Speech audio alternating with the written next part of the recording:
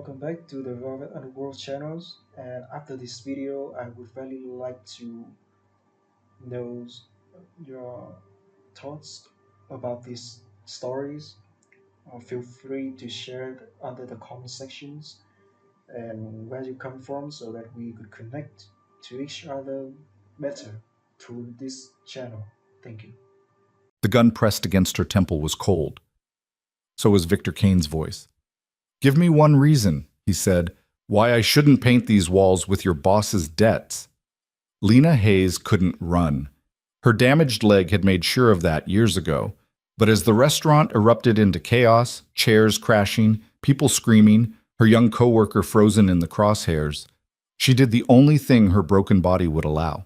She threw herself forward and collapsed at the feet of the most dangerous man in the city.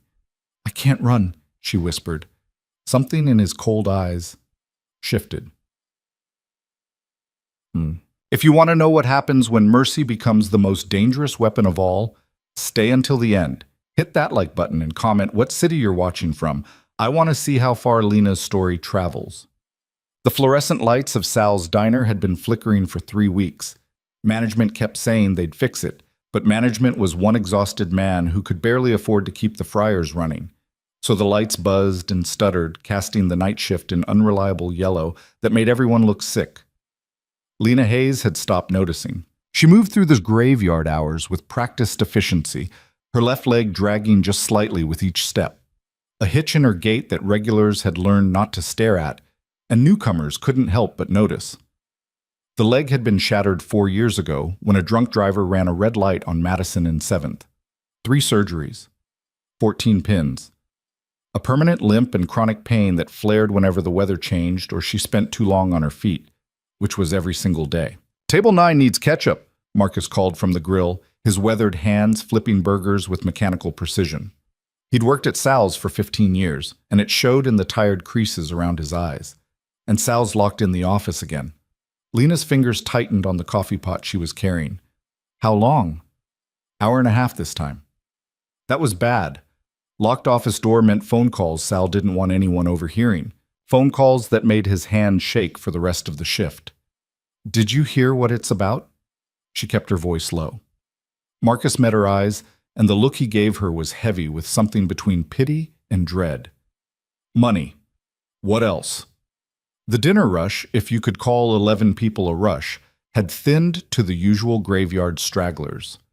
Old Joe hunched over his coffee at the counter, adding cream and sugar until it was more dessert than caffeine. A trucker named Dale worked through a slice of apple pie in booth 7. And Emma, their newest waitress, wiped down empty tables with the frantic energy of someone who desperately needed every hour on her time card. Emma was 19. She reminded Lena of herself at that age, before the accident, before the medical bills, before she'd learned that the world didn't slow down just because your body broke. "You okay?" Emma appeared at her elbow, young face creased with concern that made her look even younger. "Fine, just tired." "You're always tired." Emma grabbed a dish rag, attacking a water spot that didn't exist. "When was the last time you actually took a day off?" "Can't afford to." "But you're limping worse than usual tonight. Maybe you should sit down for a few." The front door opened. 3 men walked in, and the temperature in the diner dropped. They wore suits that cost more than Lena made in 6 months. Charcoal wool, midnight blue, cut with the kind of precision that only came from tailors who charged by the stitch. But it wasn't the expensive clothes that made Lena's stomach clench. It was the way they moved. Predators in a cage full of prey, scanning for weakness, owning every inch of space they occupied. The one in front was younger than the others, maybe early 30s, with a face that belonged on magazine covers. Sharp cheekbones, cold blue eyes, dark hair swept back with careless perfection. He surveyed Sal's diner the way someone might examine roadkill. "We're here to see Sal." Not a question, not a request. A statement of fact delivered in a voice smooth as expensive whiskey and twice as dangerous. Marcus had frozen at the grill, spatula suspended in midair. Emma had gone pale, the dish rag trembling in her hands. Old Joe suddenly became very interested in his coffee. Lena found her voice. He's in a meeting right now. Can I?" "You can get him." The man's smile was a knife's edge. "Now would be good." I'll go, Emma whispered, already moving toward the back. No. Lena caught her wrist, some instinct screaming at her to keep the girl away from these men. I'll handle it. She limped toward the office, acutely aware of 3 sets of eyes tracking her damaged gait. Every step felt like an announcement of weakness. The office door was thin. She could hear Sal's voice through it, high and desperate. I understand. I know I'm late, but I need just 1 more week. I swear I can get it. I just need... Lena knocked softly. Sal? Silence crashed down.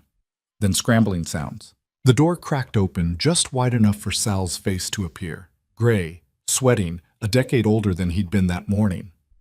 There are men here, Lena said quietly, looking for you. His eyes closed like he'd just received a death sentence. Tell them 5 minutes, please. Sal, what's going on? Just 5 minutes, Lena, please. She returned to the dining room. The 3 men had spread out like they'd done this before.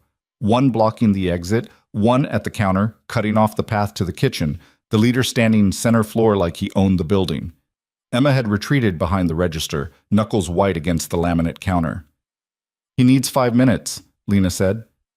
He's had 3 months. The leader checked his watch. Rolex, because of course it was. Time's up. Look, I don't know what this is about, but no. He cut her off with surgical precision. You don't. So I'd suggest you go back to pouring coffee and let the adults handle business. Heat flooded Lena's chest. She'd spent 24 years being underestimated, dismissed, talked down to because of her leg, her job, her place in the world. Usually she swallowed it, nodded, moved on. But something about this man, the casual cruelty in his voice, the way he looked at Emma like she was merchandise, ignited something reckless in her blood. This is a diner, she said, voice steady despite the adrenaline making her hands shake. Not whatever kind of place you're used to conducting your business. So either order something or leave. The silence that followed was absolute. Even the fluorescent light seemed to stop buzzing. The man turned his head slowly, studying her with the clinical interest of someone examining an insect under glass. What's your name? Lena. Lena. He tasted the word, rolled it around. Do you know who I am? Should I? One of the other men, the one by the door, made a sound that might have been a laugh or a warning. My name, the leader said, each word precisely enunciated, is Victor Kane. The name hit like a physical blow. Even Lena, who avoided the news and kept her head down and built the smallest possible world to live in, knew that name. Victor Kane. The ghost in expensive suits who controlled half the city's underground. The man politicians denied meeting and criminals feared crossing. The reason mothers locked their doors at night and fathers taught their sons to look the other way. She'd just told Victor Kane to order something or leave. I see you've heard of me. Victor's smile was all edges. Good. That saves time.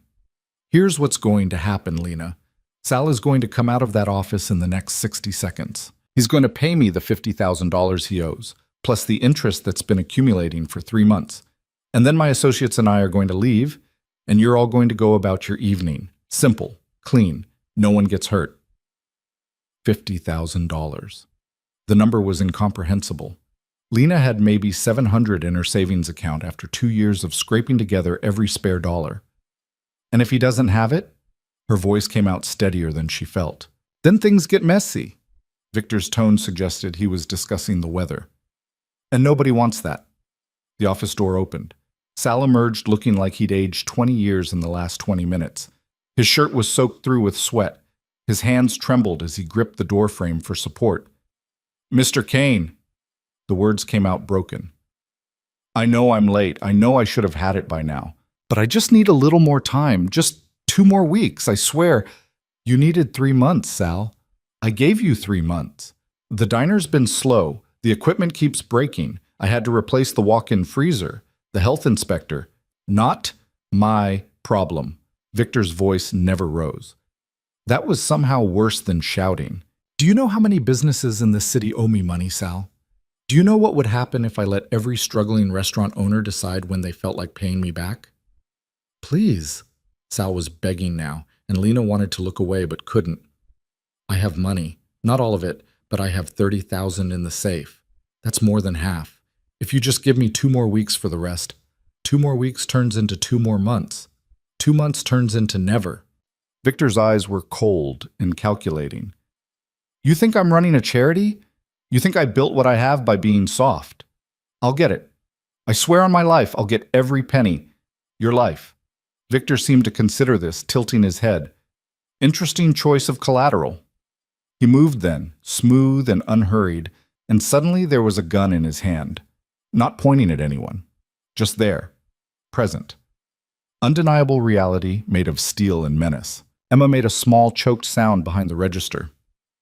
Here's my counteroffer, Victor said, his voice conversational despite the weapon in his grip. You give me the 30,000 now, cash. And to make up the shortfall, his gaze swept the diner like a spotlight, landing on Emma and staying there. I'll take her. Time stopped. No. The word tore from Lena's throat before her brain could catch up. No, you can't. She's just a kid. She's an asset. Victor's tone suggested he was discussing a car or a piece of furniture. Young, pretty, clearly desperate for money, or she wouldn't be working in this dump. I can think of several establishments that would pay very good money for... Lena moved. She didn't remember making the decision, didn't remember her legs screaming in protest as she lurched forward. She just remembered putting herself between Victor Kane and Emma, arms spread wide like she could possibly shield the girl from a man who controlled an empire built on violence and fear. Touch her, Lena said, voice shaking with terror and fury and something that felt almost like courage. And you'll have to go through me first. For 3 heartbeats, nobody moved. Nobody breathed. Then Victor laughed. It was a terrible sound, genuine amusement mixed with something darker, something that suggested he'd seen every play in this game before and knew exactly how it ended. You?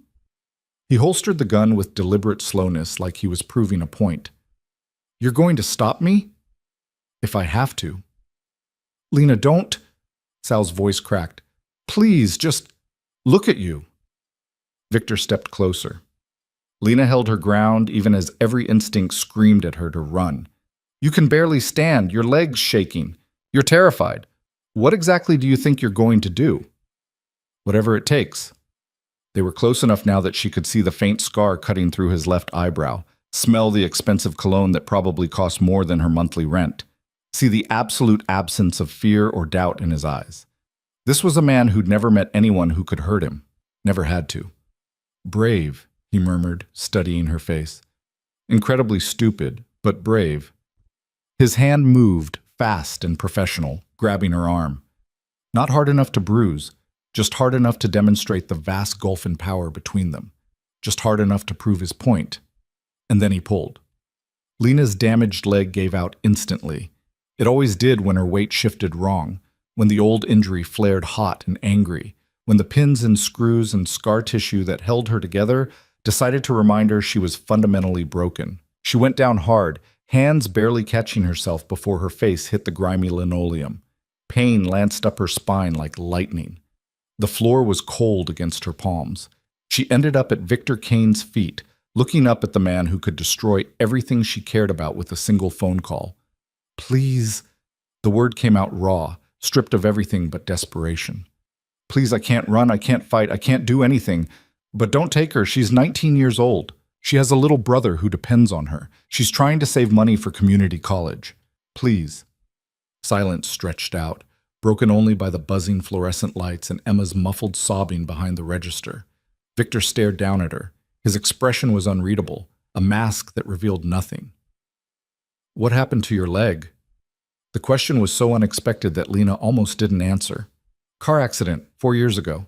And you still work on your feet every night? I don't have a choice.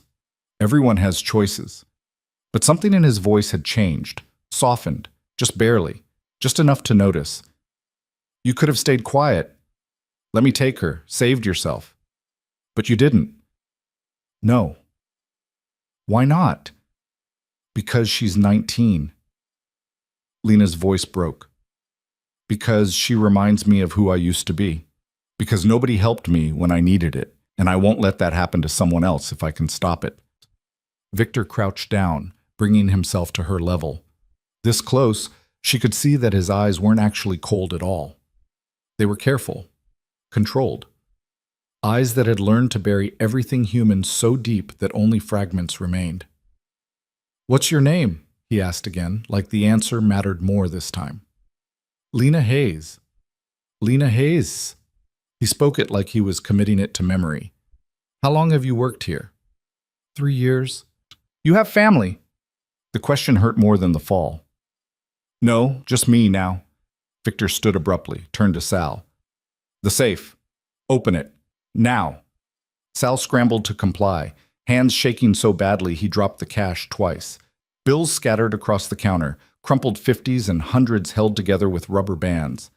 $30,000 in dirty money, probably representing every decent night the diner had seen in the last year. Victor didn't touch it. Instead, he pulled out his phone, typed something quick, and waited. 30 seconds later, the door opened. One of his men entered carrying a leather briefcase that probably cost more than Sal's car. He set it on the counter, popped the clasps. Inside was more cash than Lena had ever seen in her life. Stacks of $100 bills, crisp and clean and infinite. "Count out 50,000, Victor ordered. "Put it in the safe." Nobody moved. Nobody understood. "I said count it out." Steel entered his voice. "Now."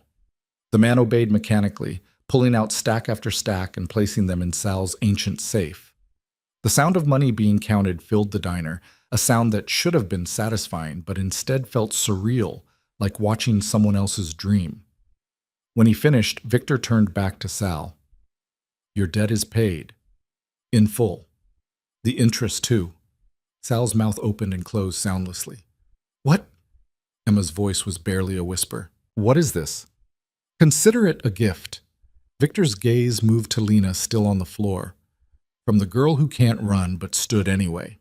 Then he walked toward the door. His men followed like shadows, their expensive suits disappearing into the night. The door chimed cheerfully as they left, an absurdly normal sound after what had just happened. The silence they left behind was deafening. Marcus was the first to move. He rushed to Lena, helping her up with gentle hands. "Are you okay? Did he hurt you?" "I'm fine." Her leg disagreed, throbbing with familiar pain. "I'm fine." Sal collapsed into a booth, staring at the open safe like it might disappear if he looked away. "I don't understand. Why would he?" "I don't know." Lena leaned against the counter, trying to process what had just happened. "I don't know." Emma threw her arms around Lena's neck, sobbing into her shoulder. "You saved me. You saved my life. I didn't do anything. You stood up to him. Emma pulled back, tears streaming down her young face. Nobody stands up to Victor Kane. Nobody. But Lena had. And somehow, impossibly, she was still alive. The rest of the shift passed in a blur. Sal kept touching the money like he expected it to vanish. Marcus kept asking if Lena was sure she was okay. Emma couldn't stop crying and thanking her. By the time dawn broke, the whole neighborhood knew what had happened. Customers started showing up just to see the diner Victor Kane had saved, to see the waitress who'd thrown herself in front of a crime boss and lived. Lena cleaned tables and poured coffee and tried to pretend her world hadn't just tilted sideways. She was wiping down the counter when Marcus appeared at her elbow, his expression troubled. "You need to be careful," he said quietly. "What do you mean?" "Men like Victor Kane don't do things for free.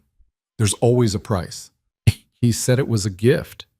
Nothing's a gift in his world. Marcus glanced at the door like Victor might walk back through it. "Whatever he wants from you, just be careful, please." Lena nodded, but she was already thinking the same thing. Men like Victor Kane didn't show mercy, which meant he wanted something. The question was what? 3 days later, a man in an expensive suit walked into the diner during the lunch rush. He was younger than Victor, maybe 30, with sandy hair and the kind of professional smile that suggested he sold something expensive for a living. He ordered coffee he didn't drink and waited until Lena's section cleared before approaching her. "Miss Hayes, my name is James Carter. I work for Mr. Kane." Of course he did. Lena set down the pot she'd been refilling. What does he want? To offer you an opportunity. James gestured to an empty booth. May I? Every instinct told her to say no, to walk away, to pretend this conversation wasn't happening. But her leg was aching from the double shift, and curiosity was a dangerous thing. She sat. James pulled out a business card, heavy stock, embossed lettering, the kind that cost real money just to print.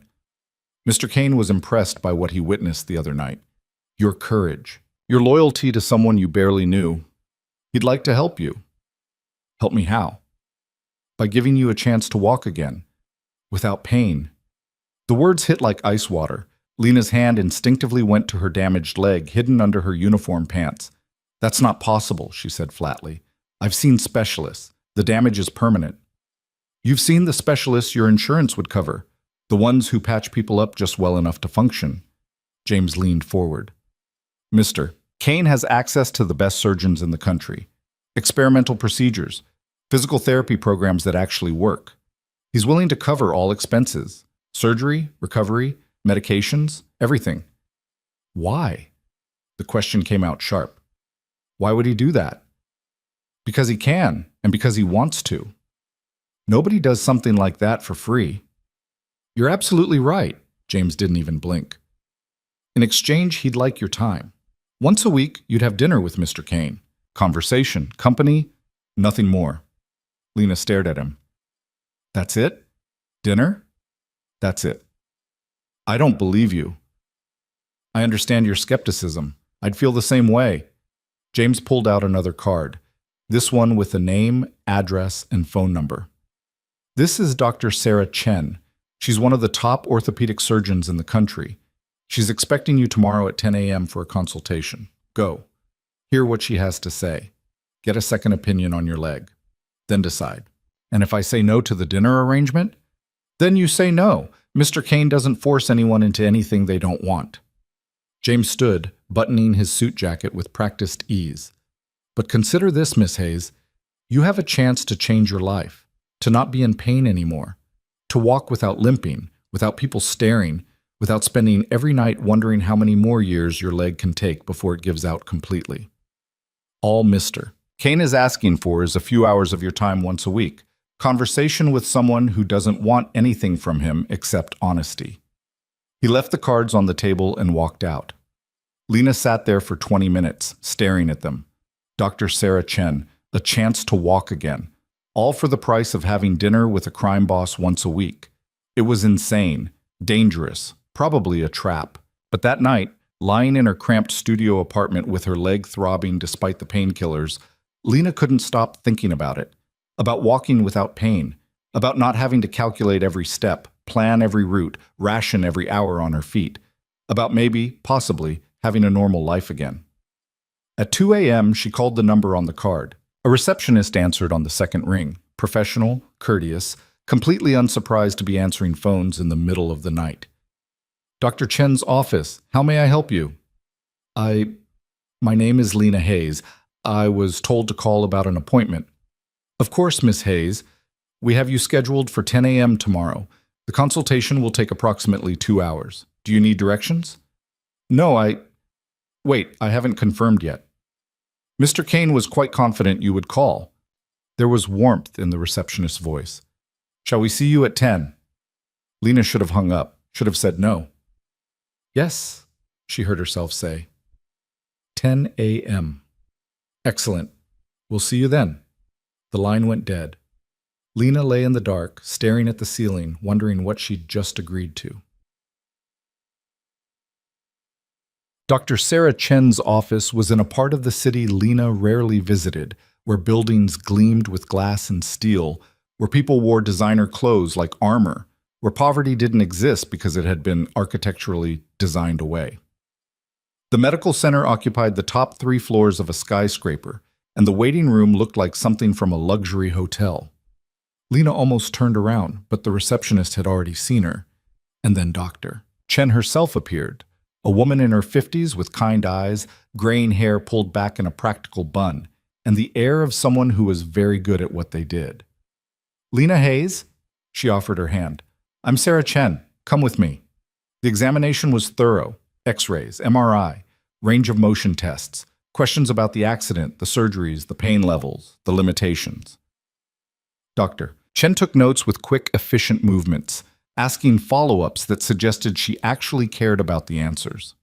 Finally, she sat back in her chair, tablet in hand, and studied Lena's scans. Your original surgeons did solid work, she said carefully. Given the circumstances and resources they had, they saved your leg and got you ambulatory. That's no small feat. But they stabilized you. They didn't restore you. Doctor. Chen pulled up an image pointing to areas Lena couldn't quite interpret. There's significant scar tissue here. The pins are positioned adequately but not optimally. And this area, she highlighted a section. There's nerve damage that was never properly addressed. Can you fix it? Dr. Chen met her eyes. I think so. It would require 3 surgeries over 18 months, extensive physical therapy between each one. And I won't lie to you, it would be painful. Recovery is hard, but if you're willing to put in the work, she paused. I believe I can get you to about 90% of full function, maybe 95. 90%. Lena had spent 4 years thinking she'd peaked at 50. How much would it cost? Dr. Chen named a figure that made Lena's vision blur. 6 figures. Easily.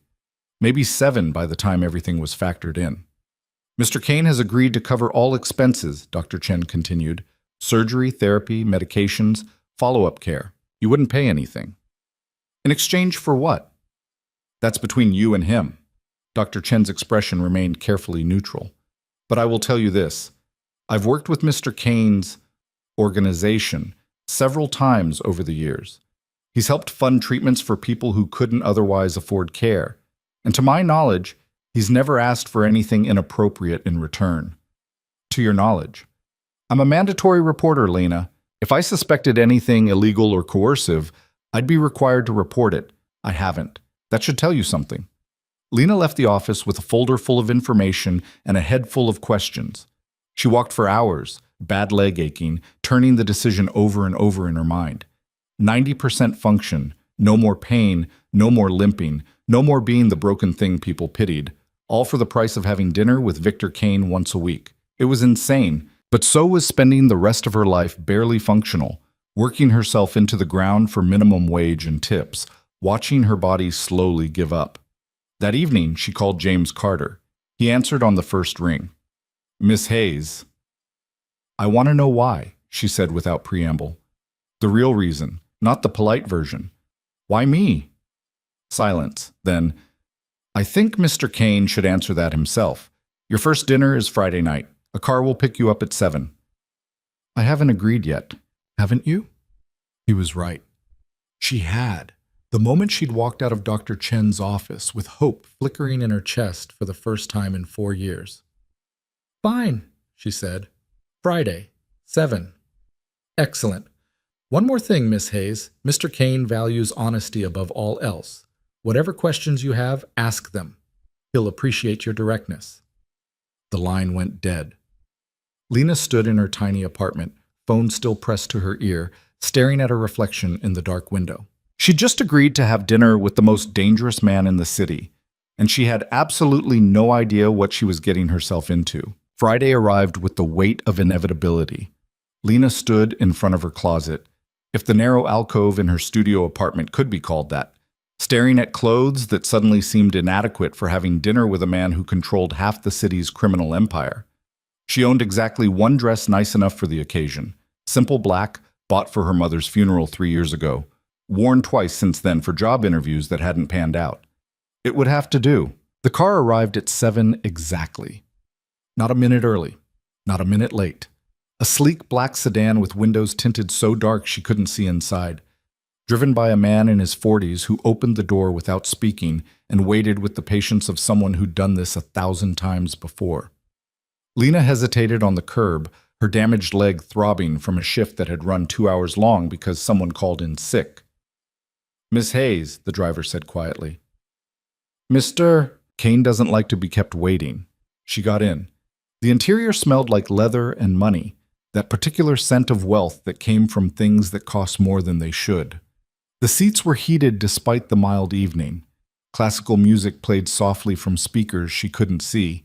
It was the kind of car that made her acutely aware of every stain on her dress, every scuff on her shoes, every way she didn't belong. They drove through the city as evening bled into night, leaving behind the familiar streets of her neighborhood for areas she'd only seen in movies, mansions set back from the road, gates that probably cost more than she'd earn in a lifetime, trees planted in careful rows like soldiers guarding the wealthy from having to acknowledge that poverty existed.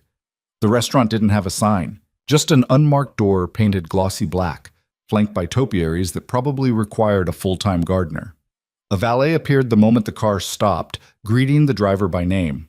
Inside was hushed elegance, low amber lighting, fresh flowers on every table, the kind of quiet that only came from excellent soundproofing and customers who knew how to modulate their voices. A hostess in a dress that probably cost what Lena made in 2 months led her through the main dining room without speaking, her heels clicking on marble floors. They passed tables occupied by people who looked like they belonged in this world. Men in suits that fit like second skins, women dripping in jewelry that caught the light with every movement. Not a single person looked up as Lena passed.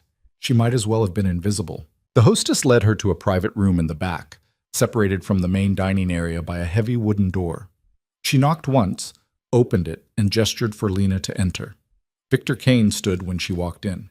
He looked different than he had at the diner, less like a predator, more like a man who'd shed his armor for the evening. He'd ditched the suit jacket.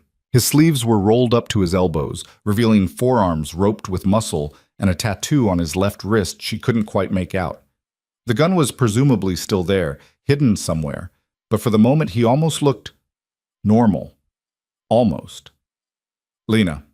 He gestured to the chair across from him. Thank you for coming. She sat carefully, her leg protesting the movement. Did I have a choice? You always have a choice. He settled back into his own chair with the fluid grace of someone completely comfortable in his own skin. You could have said no, stayed home, ignored my offer. And if I had, then I would have respected your decision. His eyes met hers, and she was struck again by how carefully controlled they were. I'm many things, Lena, but I'm not a liar. When I say something, I mean it. A waiter appeared, silent, efficient, and poured wine into glasses she didn't remember being empty. He disappeared before she could refuse. I don't drink, she said. Then don't. Victor picked up his own glass but didn't drink from it either.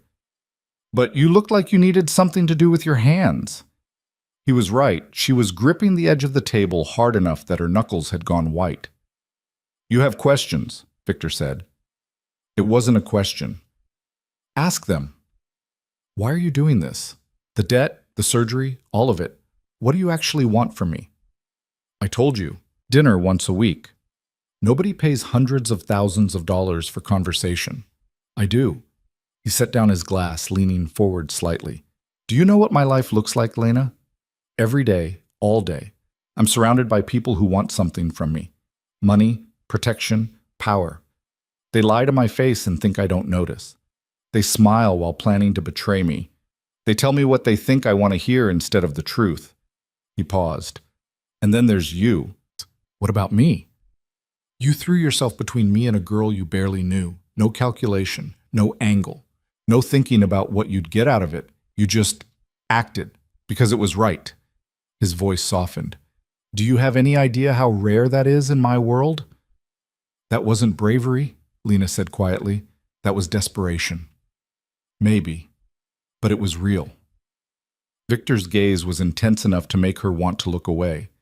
And I haven't seen anything real in a very long time. The waiter returned with appetizers, small, artfully arranged things Lena couldn't identify. They looked like paintings on plates. So what? She said, staring at the food. I'm supposed to be your weekly reminder that real people exist? Your dose of authenticity? Something like that. Victor picked up his fork but didn't eat. I spend every day making decisions that affect thousands of people. Decisions that require me to think 10 steps ahead, account for every angle, trust absolutely no one. It's exhausting. And then I meet someone who doesn't think like that, who acts from the heart without calculating the odds. He paused. I find that fascinating. I find you terrifying. Good. His smile was sharp enough to cut. You should be terrified. I am terrifying. But I'm also being honest with you, which is more than most people in your life can probably say. You don't know anything about my life. I know more than you think. Victor finally took a bite of his food. I know you've worked at Sal's for 3 years. I know you send money to your aunt in Pennsylvania every month, even though you can barely afford it. I know you pick up extra shifts whenever Emma needs time off for her brother's doctor appointments. I know you've been in pain every single day for 4 years, and you've never once complained. Lena's blood ran cold. You've been watching me. I've been learning about you. There's a difference. That's not better. Maybe not, but it's honest. He set down his fork. I don't make investments without research, Lena, and make no mistake. This is an investment. In what? In someone who might actually tell me the truth when I ask a question. They ate in silence for a moment. The food was probably exquisite. Certainly it cost enough. But Lena barely tasted it. She was too busy trying to understand the man across from her. Victor Kane, who destroyed lives with phone calls and paid for strangers' surgeries. Who controlled an empire built on fear and seemed genuinely interested in conversation with a waitress. It didn't make sense. My turn for a question, Lena said finally. How did you end up like this? Running an empire? Controlling the city? People don't just wake up one day and decide to become crime bosses. Victor was quiet for a long moment, his expression unreadable. My father worked in a factory, 60-hour weeks for 30 years, building parts for cars he'd never be able to afford.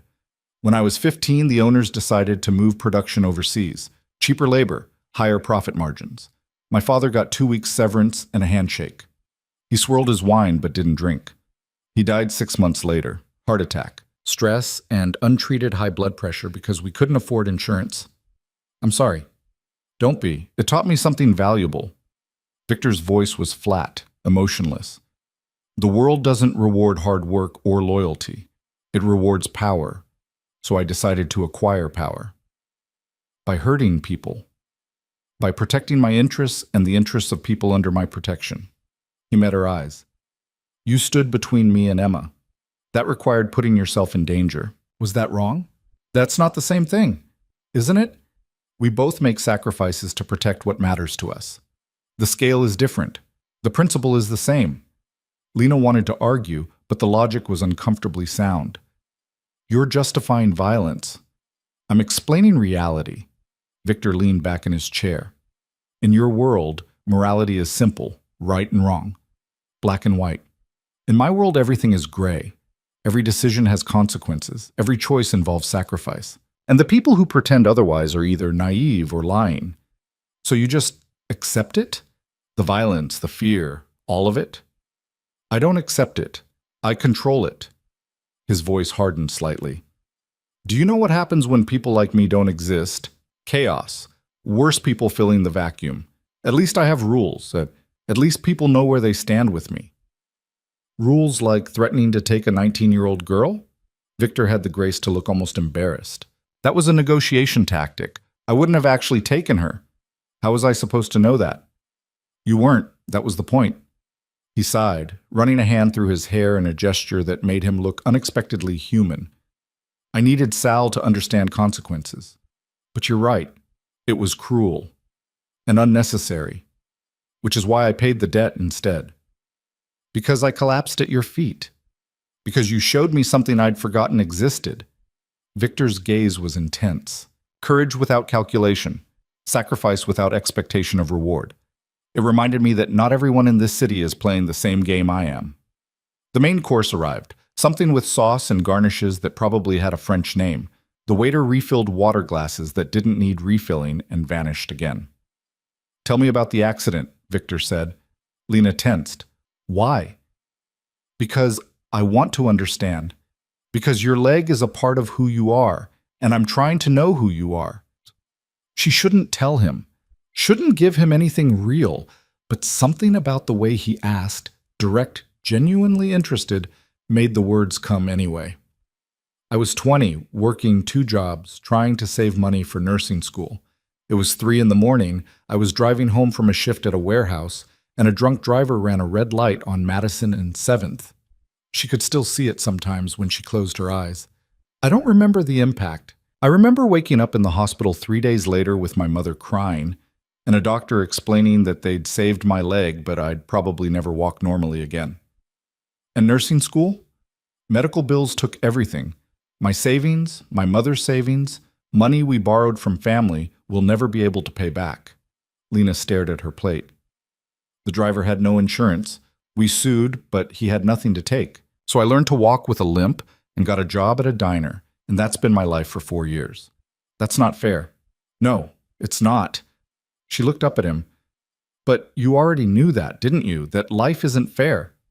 Yes, Victor said quietly. I did. They finished the meal in silence that felt less hostile than before. The waiter brought dessert, something chocolate and decadent, and coffee Lena actually drank because she needed the caffeine for her graveyard shift that started in 3 hours. The surgery is scheduled for 2 weeks from now, Victor said as they were finishing. Dr. Chen will call you with details. Recovery will take 6 to 8 weeks before you can start physical therapy. I can't miss that much work. You won't have to. I've arranged for your shifts to be covered and your wages to be paid. Lena set down her coffee cup carefully. Why would you do that? Because you can't heal if you're working yourself into the ground. He said it like it was obvious. Because the surgery is pointless if you can't recover properly. You're paying for my surgery and my rent and my wages. The enormity of it was starting to sink in. That's a lot of money? Yes. More than I should spend on someone I barely know? Probably. Victor's expression was unreadable. But I have more money than I could spend in 10 lifetimes, and you have something I can't buy. So call it a fair trade. What do I have that you can't buy? Authenticity. He said it like he was confessing something. The ability to care about people without calculating what you'll get in return. The courage to do what's right, even when it costs you everything. He paused. I want that in my life once a week, even if it's just for a few hours. They stood to leave. At the door, Victor paused, pulling something from his pocket, a business card with a single phone number. This is my direct line, he said, handing it to her. If you need anything at all, call. Day or night, it doesn't matter. I don't need anything from you. Maybe not now, but if that changes. He left the sentence unfinished. The same car drove her home through streets that looked different now, like she was seeing them from outside her own life. When they pulled up to her building, the driver opened her door with the same silent efficiency as before. Miss Hayes, he said as she was getting out. For what it's worth, Mr. Kane doesn't do this, any of it.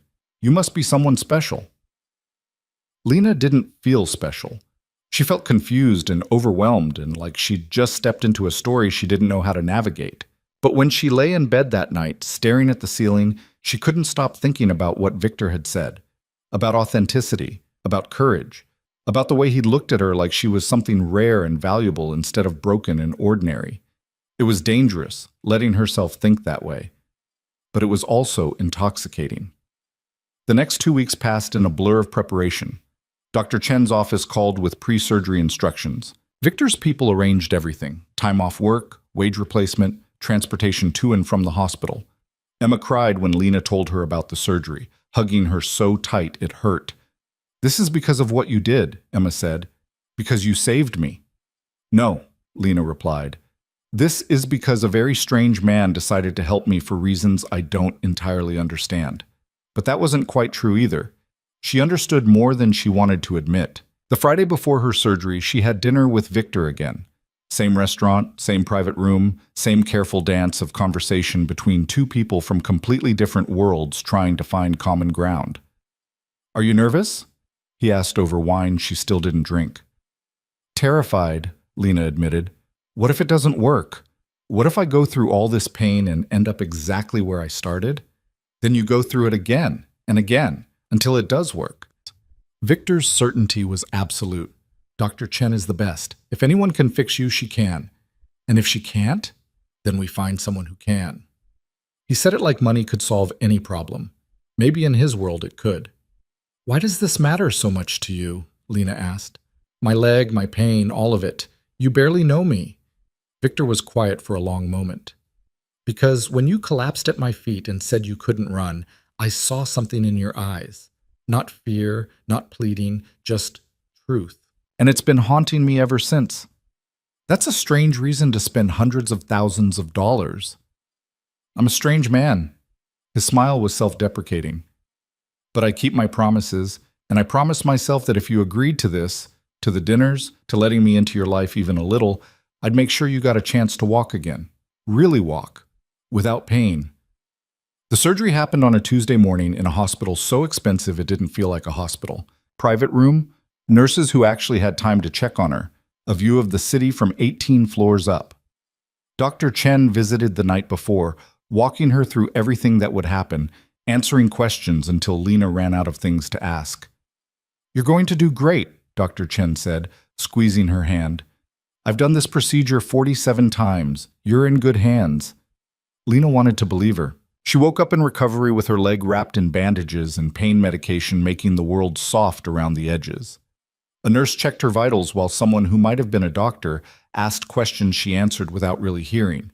And then Victor was there. She blinked, trying to focus, certain the drugs were making her hallucinate. But no, he was sitting in the chair beside her bed, still in his expensive suit, looking completely out of place in the sterile hospital room. "You came," she mumbled through the fog. "I said I would." "No, you didn't." "I implied it." A small smile crossed his face. "How do you feel?" "Like someone took my leg apart and put it back together wrong." "That's more or less what happened, but Dr. Chen says it went perfectly. Better than expected, actually." Lena tried to sit up and immediately regretted it. Victor stood quickly, adjusting her pillows with surprising gentleness. "Easy. You just had major surgery." "Why are you here?" "Because you're alone. Because everyone should have someone waiting when they wake up from surgery." He sat back down and Lena noticed for the first time how tired he looked. "Because I wanted to make sure you were okay.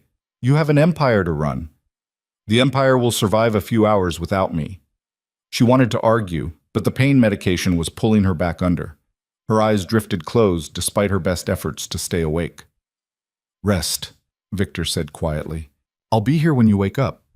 And he was.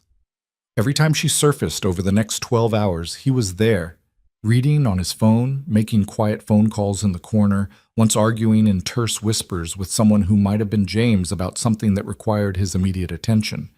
But he stayed. By the second day, when her head was clear and the pain was merely excruciating instead of unbearable, Lena finally asked the question that had been building. "What do you actually want from me, Victor?" He looked up from his phone, meeting her eyes. "What do you mean?" "This." She gestured vaguely at the room, at him, at everything. "Nobody does this for dinner conversation. So what do you really want?" Victor was quiet for a long moment, his expression more open than she'd ever seen it. "I want to remember what it feels like to be human," he said finally.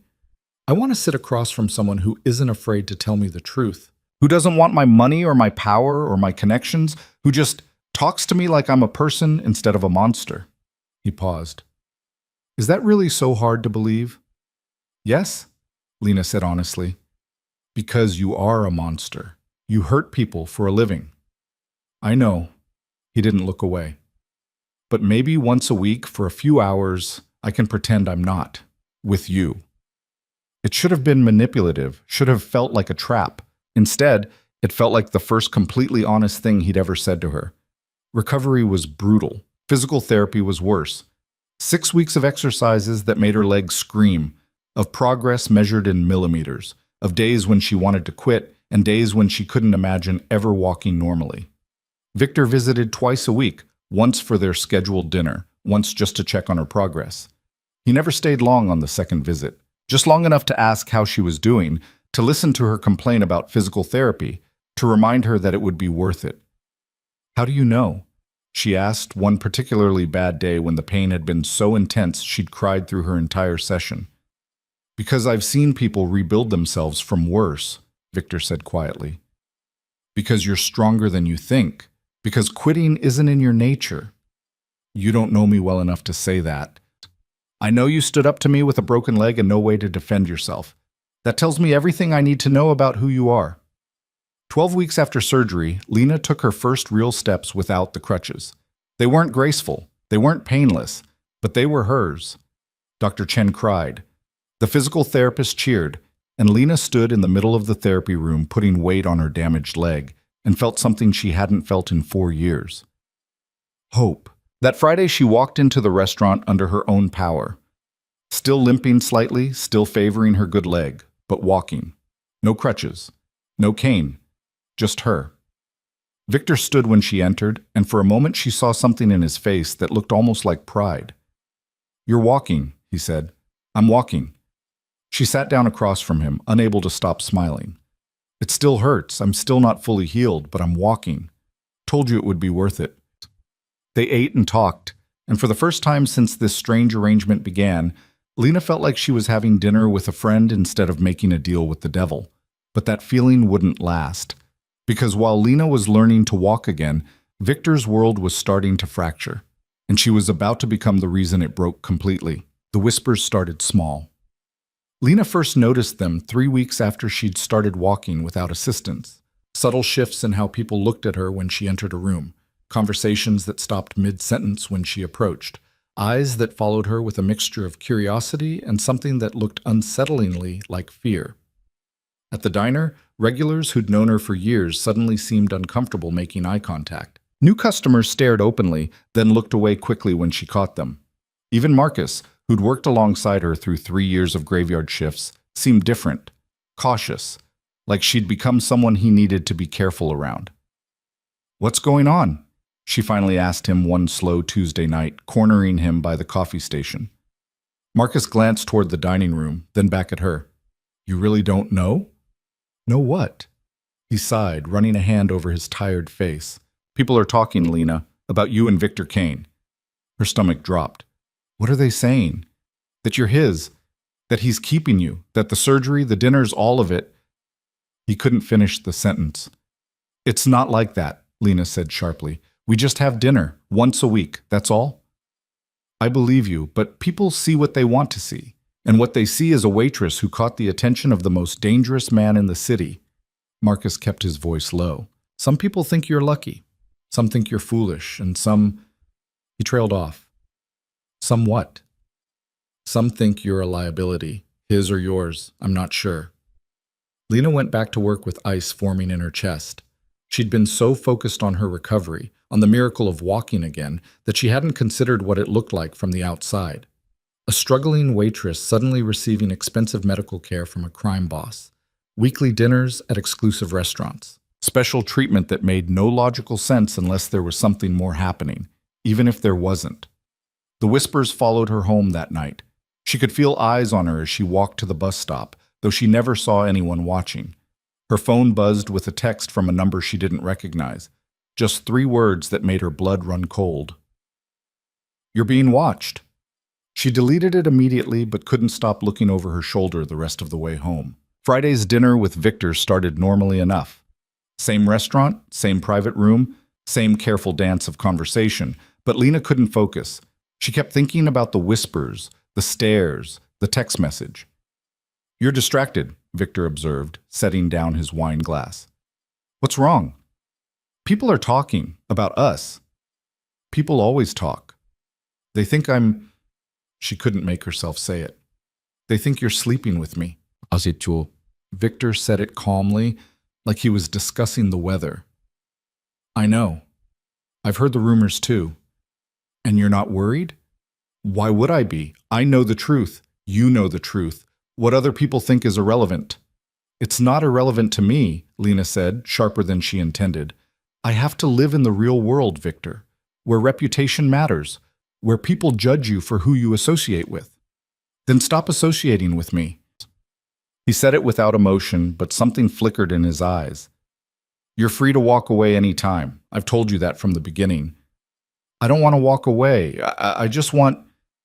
She struggled to find words. I want this to not be so complicated. Everything worth having is complicated. Victor leaned back in his chair. But if the whispers bother you that much, I can make them stop. How? By making it clear that you're under my protection, that anyone who touches you, threatens you, or even speaks badly about you will answer to me personally. His voice was calm, but there was steel underneath. It's a simple solution. That would make it worse. That would confirm everything people are saying. Then what do you want me to do? Lena didn't have an answer.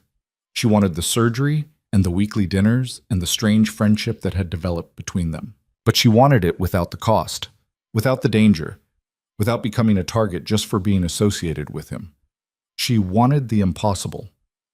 I got another text today, she said quietly, from a number I didn't recognize. It said, "I'm being watched." Victor's entire demeanor changed. The casual ease vanished, replaced by something cold and focused. "Show me." I deleted it. "When?" "This afternoon, around 3.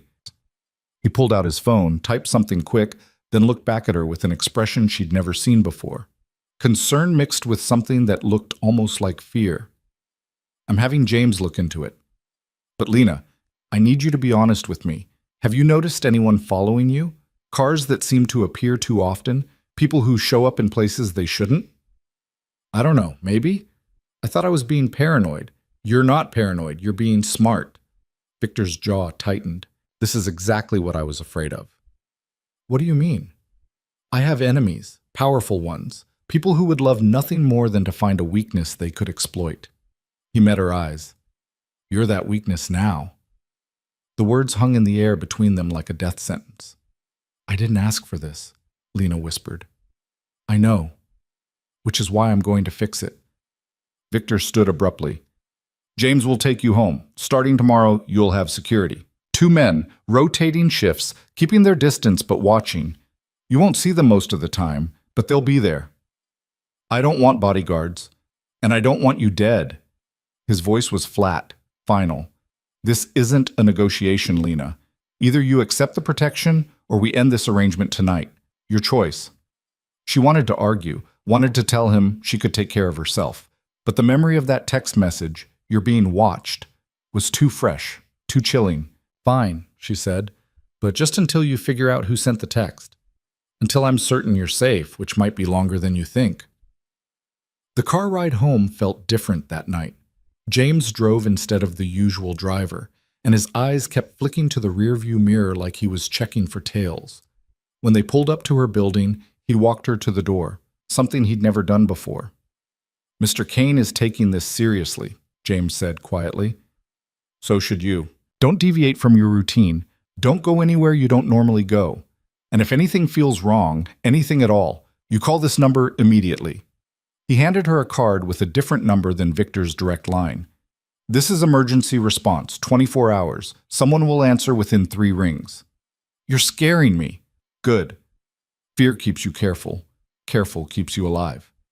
Lena barely slept that night. Every sound in the hallway made her jump. Every car that passed on the street below felt like a threat. She kept checking her phone, half expecting another message, but nothing came. The security detail appeared the next morning. 2 men in unremarkable clothes, driving an unremarkable sedan, parking half a block from her building. She only spotted them because she was looking. To anyone else, they were invisible. At the diner, Marcus noticed immediately.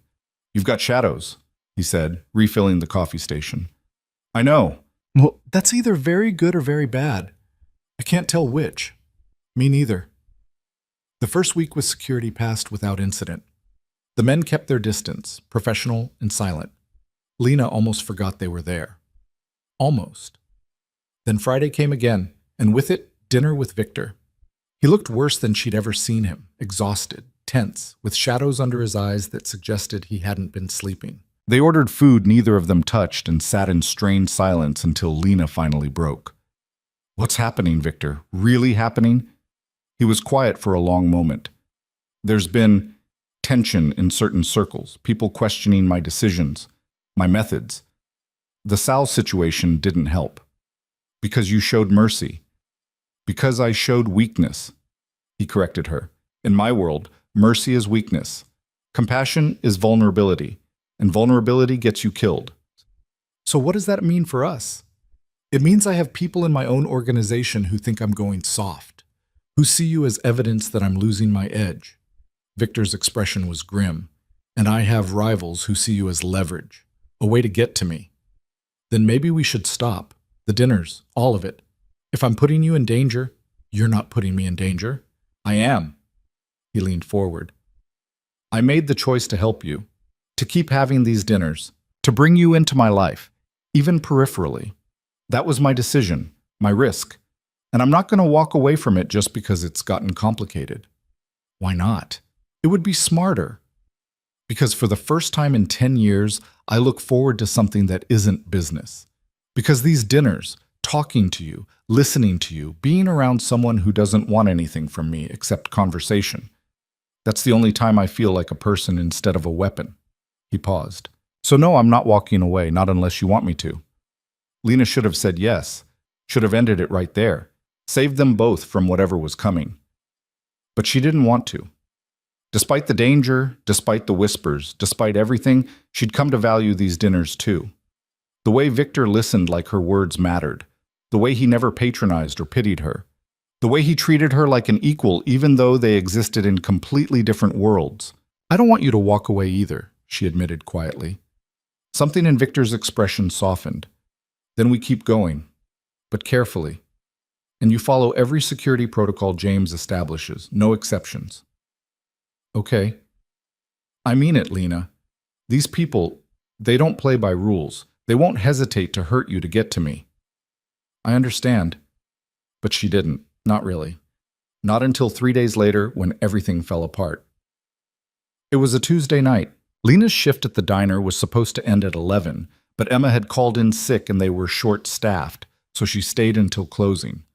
By the time she walked out the back door into the alley where employees parked, it was nearly 1 in the morning. The security detail was supposed to be watching the front entrance.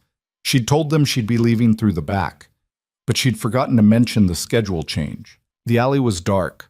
The backlight had been broken for a week, and maintenance hadn't fixed it yet. Lena's car was parked at the far end, and she was halfway to it when she heard footsteps behind her. She turned. 3 men stood between her and the door. They weren't the security detail. They were strangers, hard-faced, cold-eyed, moving with the purposeful coordination of people who'd done this before. Lena Hayes, the one in front said. Not a question, a confirmation. She ran, or tried to. Her leg, still not fully healed, still weak from months of recovery, gave out after 3 steps. She stumbled, caught herself against a dumpster, kept moving, but they were faster. A hand grabbed her arm. She screamed, twisting, and felt something tear in her newly repaired leg. Pain exploded white-hot and blinding. She went down hard, concrete scraping her palms raw. Don't make this difficult, the man said, hauling her up by her hair. We just want to ask you some questions about your boyfriend. He's not my boyfriend. Sure he's not. The man's breath smelled like cigarettes and stale beer. Victor Kane spends hundreds of thousands on a crippled waitress out of the goodness of his heart. We're supposed to believe that? I don't care what you believe. He hit her. Not hard enough to knock her out, but hard enough to make her vision blur and her ears ring. Blood filled her mouth, copper and thick. Here's how this works, he said conversationally. You're going to call Kane. Tell him you need to see him. Tonight. Alone. And when he shows up, we're going to have a conversation about territory and respect and what happens when people forget their place. I won't. He hit her again. This time she tasted broken tooth. You will. Because the alternative is we hurt you until you do. And trust me, we can make this last a very long time. Lena's phone was in her pocket. The emergency number James had given her burned in her memory, but her hands were pinned behind her back by one of the other men, and struggling only made her damaged leg scream louder. Okay, she gasped. Okay, I'll call him. Smart girl. The man released her hair, letting her slump against the dumpster. Make it convincing. Tell him you're hurt, you need help, you're scared. He comes alone or you die. Simple. One of the others handed her the phone. Her hand shook so badly she almost dropped it. She pulled up Victor's contact information, her mind racing. There had to be a way out of this, had to be something she could do or say that would warn him without getting herself killed in the process. The phone rang once, twice. Victor answered on the 3rd ring, voice sharp with immediate concern. Lena, it's 1 in the morning. What's wrong? I need you, she said, putting every ounce of fear and pain into her voice because it was all real anyway. I'm hurt. I'm at the diner. Please come. I'm on my way. Are you safe? The man was watching her, gun now visible in his hand. No, Lena whispered. And Victor? They want you to come alone. She hung up before he could respond. The man smiled. Good girl. Now we wait. They dragged her deeper into the alley, zip-tied her wrists to a drainage pipe, and positioned themselves in the shadows. Waiting. Hunting. Lena's leg throbbed in rhythm with her heartbeat. Her mouth was full of blood. Her wrists were already going numb from the plastic cutting into them. And she'd just set a trap for the only person who'd shown her kindness in years. 20 minutes passed like 20 hours. Lena tried to work her hands free, but the zip ties were industrial strength, and all she accomplished was cutting her wrists raw. She tried to scream, but one of the men casually pressed a gun to her temple and suggested she stay quiet unless she wanted to die before Victor arrived. So she stayed quiet and waited. The sound of a car pulling into the alley made all three men tense. Doors opened. Footsteps approached, confident, unhurried. Victor walked into view, and Lena's heart broke. He'd come alone, just like they'd demanded. No backup, no security, just him in his expensive suit, looking calm and controlled and walking straight into an ambush. Let her go, he said quietly. The lead man laughed. That's not how this works, Kane. You don't give orders here. I wasn't asking. Victor's voice dropped to something cold and dangerous. Let her go, and maybe I don't kill all three of you. Big talk for someone outnumbered and outgunned. You think 3 of you is enough? Victor's smile was terrifying. You have no idea who you're dealing with. That's when Lena saw them, shapes moving in the darkness behind Victor. 4, 5, 6 men emerging from shadows like ghosts, all armed, all moving with deadly purpose. The security detail she'd thought was watching the front. James appeared from somewhere, gun already drawn. More men she'd never seen before materialized from impossible angles. The 3 kidnappers realized their mistake too late. Drop the weapons, James said calmly. You have 3 seconds. They didn't drop them. What happened next was fast and brutal and nothing like movies. Gunshots cracked in the confined space. Men dropped. Someone screamed. Might have been her, might have been one of them. Blood sprayed across concrete. The man who'd hit her went down with a hole in his chest, eyes wide with surprise. And then it was over. Silence fell like a curtain, broken only by Lena's ragged breathing and the distant sound of sirens that would arrive too late to matter. Victor was at her side in seconds, cutting the zip ties with a knife that appeared from nowhere. Are you hurt? Did they... My leg, she gasped. I think I tore something when I fell. He picked her up like she weighed nothing, cradling her against his chest. James, clean this up. I'm taking her to Dr. Chen.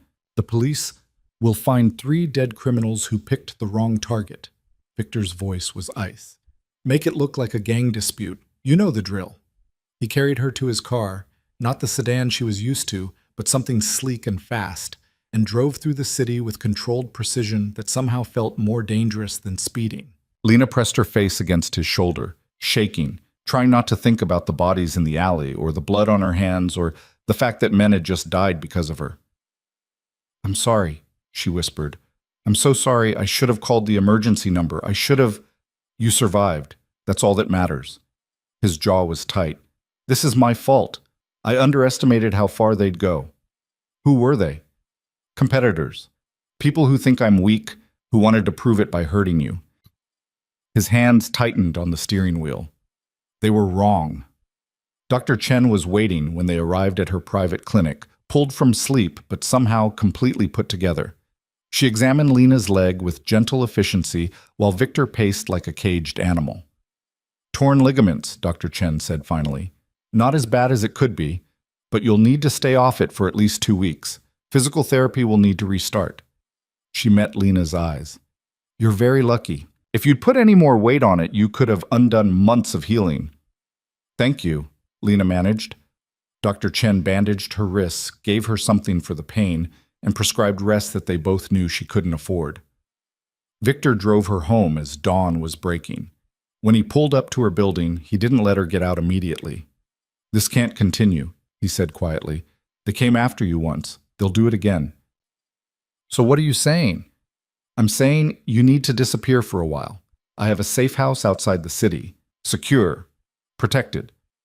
You'd be comfortable there until I can eliminate the threat. I can't just disappear. I have a job, a life. You almost died tonight. His voice cracked, just slightly. They would have killed you, Lena, slowly, painfully, to hurt me, and there would have been nothing I could do to stop it. Then maybe we should end this. The dinners, the arrangement, all of it. If being connected to you puts me in danger, it's too late for that. Victor finally looked at her, and what she saw in his eyes made her breath catch. You're already connected to me. Everyone knows it. Ending our arrangement won't make you less of a target. It'll just make you an easier one. So I'm trapped. You're protected. There's a difference. He pulled out his phone, pulled up something, showed her the screen. This is the safe house. 20 minutes outside the city, fully staffed, secure. You'd have everything you need, and you'd be alive. Lena looked at the house on the screen. Beautiful, isolated, expensive. A cage made of luxury and good intentions. What if I say no? Then I assign you a full security team. 6 men, 24/7 coverage, rotating shifts. They'll follow you everywhere. Work, home, the grocery store. You won't have privacy, but you'll have protection. Both options felt like losing, but losing her freedom was better than losing her life. The safe house, she said finally. But just until this is over. Just until it's over, Victor agreed. He didn't tell her that it might never be over. That once you entered his world, leaving wasn't simple. That targets didn't disappear just because you wanted them to. But Lena was starting to understand that on her own. 3 days later, she moved into the safe house with 2 suitcases and a heart full of dread. The house was everything Victor had promised. Beautiful, comfortable, secure. Staff who appeared and disappeared like ghosts. Grounds that stretched for acres. Security she couldn't see but knew was there. It should have felt safe. Instead, it felt like the walls were closing in. Victor visited every few days, updating her on the investigation, the threat level, the progress toward making her safe again. They had dinner in the safe house dining room instead of restaurants, talked like they always had, pretended this was normal. But it wasn't normal. And Lena was starting to realize that nothing about her life would ever be normal again. 2 weeks in the safe house felt like 2 years. Lena spent her days staring out windows at grounds she couldn't explore without security escorts, reading books she couldn't focus on, and watching her phone like it might suddenly offer an escape route that didn't exist. Her leg was healing again, slowly, painfully, but the psychological damage from the attack ran deeper than torn ligaments. She kept seeing those men's faces, kept feeling the zip ties cutting into her wrists, kept tasting blood and broken tooth. And she kept replaying the moment Victor had walked into that alley, alone, willing to die for her. He visited on the 15th day, arriving just after sunset with takeout from a Thai place she'd mentioned liking once, months ago. They ate in the dining room while rain hammered against the windows and thunder rolled across the grounds. I have news, Victor said, setting down his fork. We identified who ordered the attack. Lena's stomach clenched. Who? A man named Marcus Volkov. He runs territory on the east side. He's been pushing boundaries for months, testing to see if I'd push back. Victor's expression was carefully neutral. Taking you was his way of proving I'd gone soft, that I cared more about a waitress than maintaining control. What are you going to do? What I have to do, what I should have done months ago. He met her eyes. I'm going to remove him from the equation, permanently. The word hung between them like a death sentence. Lena knew what it meant, had known from the moment she'd seen Victor's men kill her attackers in the alley. But hearing him say it so calmly, so matter-of-factly, made it real in a way she wasn't prepared for. You're going to kill him. I'm going to eliminate a threat to my organization and to you, yes. There has to be another way. Legal action, police involvement. The police can't touch Volkov. He has half the department on his payroll. Victor's voice was patient but firm. And even if they could, it wouldn't matter. In my world, weakness invites aggression. If I don't respond decisively, every 2-bit criminal in the city will think they can come after you to get to me. So more people die because of me. More people die because they made bad choices. He reached across the table, covering her hand with his. This isn't your fault, Lena. You didn't ask for any of this. You just tried to protect a scared girl in a diner, and that act of courage put you in my path. Everything that happened after, that's on me. But I stayed. I kept having dinners with you. I accepted the surgery, the help, all of it. I made choices too. You made choices to survive, to live, to walk again. Victor's grip tightened. Don't mistake self-preservation for culpability. They finished eating in heavy silence. Lena wanted to argue, to find some moral high ground to stand on, but she was tired of pretending she didn't understand how Victor's world worked. Actions had consequences. Violence bred violence, and the only way to survive was to be more dangerous than your enemies. When? She asked finally. Tonight. I leave in an hour. You're going personally? I have to. Anything less would be seen as weakness. He stood, began clearing plates with the casual domesticity that always felt jarring coming from a man who killed for a living. It should be over by morning, and then you can go home. Just like that? Just like that. With Volkov gone, his organization will fracture. His lieutenants will be too busy fighting each other for control to worry about you. You'll be a footnote, yesterday's news. Victor paused at the sink, back to her. You'll be safe to live your life again. Something in his voice made Lena stand, cross to where he was standing. What aren't you telling me? He was quiet for a long moment. There's something else, something I found while investigating Volkov's organization. What? Victor turned to face her, and the expression on his face was complicated, anger mixed with something that looked almost like pity. Your brother, Daniel Hayes. He worked for me 5 years ago. The room tilted sideways. What? He was part of a crew that handled collections in the warehouse district. Good worker, reliable.